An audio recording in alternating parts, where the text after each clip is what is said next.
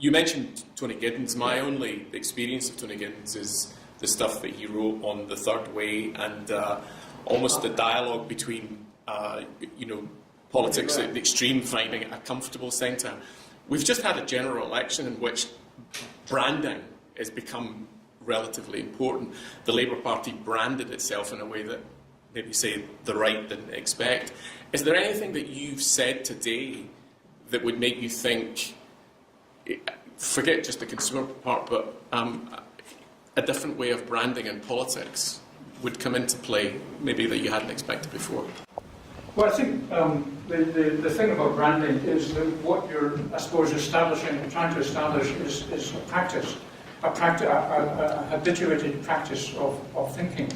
And I think possibly what Theresa May misunderstood was that she thought, when she called the election, that the practice, the habituated practice, or the practical consciousness, if you like, of regarding the Conservatives as stable and so on, and dismissing the Labour Party as unstable and unreliable, that practice, almost common sense consciousness, had been established, or was ready to hand. And that was the great failure, if you like, because it was clear in the result that became increasingly implausible during the election period. Was there anything that Giddens has said that would make you think that this was about to happen?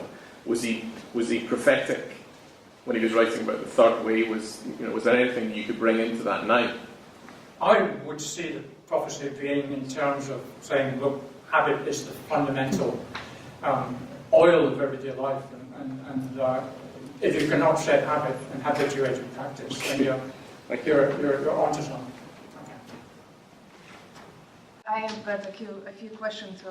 One is to Arturo about the influencer value measure. So basically, I have never heard of MediaKit, but I've heard of Social Black Book.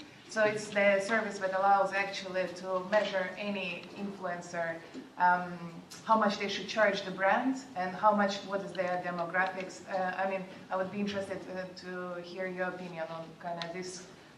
Because they are not the external agencies that connect, they stand in between influencer and the marketing.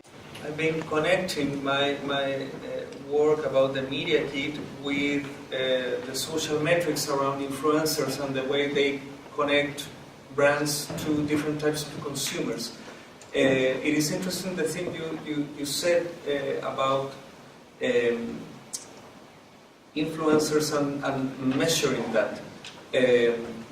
My research, in this case, considering fashion as a narrow field, or maybe, it's not that narrow, considering the types of brands they are promoted. H&M, Zara, I don't know, global retail companies. It is interesting that the value emerges from the distinctions that people from agencies make in the way they choose influencers to get involved or to work with them. There's no criteria or established criteria. How many followers do you have? I don't know. It depends. In some cases, it is common to see fashion bloggers or the concept of fashion bloggers. It's limited, but I don't know, actors or people that appears on TV. They are doing that kind of influencer work based on they have lots of followers. But when you analyze the data in a quantitative way, you can see that the real influencers are not necessarily the people that have most followers on their social media accounts. And then the question of economic value and how do you pay from the brand perspective or from the agency perspective to these people, it's quite unclear. When in these media kits, there are some of them show their, how do you say, prices, the way they charge to agencies, the price they charge them. But it's very unclear because the final price is so different. I mean, they arrange together an agreement like, okay, I will write, I don't know, 3 Instagram pictures with your brand per month or per week, and I will charge you that amount of money. The interesting side of the issue you're asking me is about it's quite unclear. When I ask people, like this group of people, the type of people I am studying, nobody wants to talk about that because it reveals in some way the precariousness about their work in terms of there are not an official price and it doesn't matter how many followers you have if you have the connection with people from the agency, for instance. But the numbers are very low.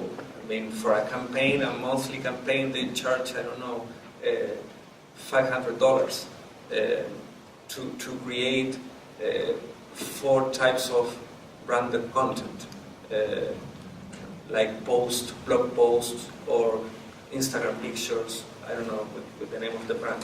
So it's an interesting question because it, as I said before, it reveals the precariousness of the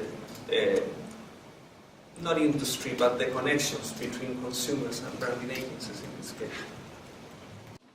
My name is Guido Zerstiege from the University of Tübingen in southern Germany.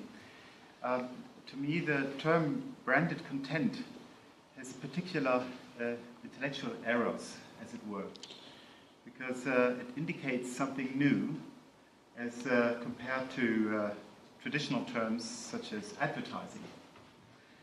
Now comes my little complicated question I have for all of you, actually.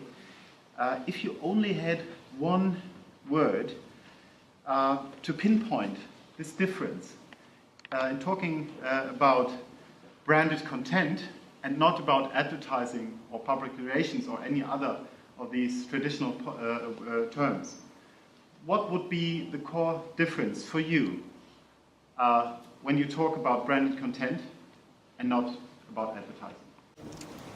Words are at the same time constraining but also enabling. So if we came to this concept of branded content, because probably we are after some of the changes that we are noticing. These are mostly political, I think, at least for what we are concerned in this network. What I tried to do in my presentation is to look at this branded content historically. So we usually think of brand as something related with concrete objects. But if we think about the media industries, in terms of media franchises, for example, this is much more liquid word. So at a certain point, when the development of the media industry started developing many different sources to distribute contents, we have a kind of echo effect, whereby it is impossible to distinguish anymore. Actually, I only want one word. So liquid modernity from Dario. Tony? Can I have 3 very quick sentences? This is the hermeneutic response, okay? Yeah. So Giddens' drawing on Heidegger, I think, one could say that branding is a signal of advertising. Branding is to establish practical consciousness, and practical consciousness, which is the overcoming of the anxiety and disturbances of everyday life. That's, whereas advertising is just unnoticed. Okay. My answer. Interesting. I think branded content, it comes from branding as a form of connection between a brand with a more daily or some kind of lifestyle in a daily situation and led by consumers more than a top-down way of relation from a brand perspective or a company perspective.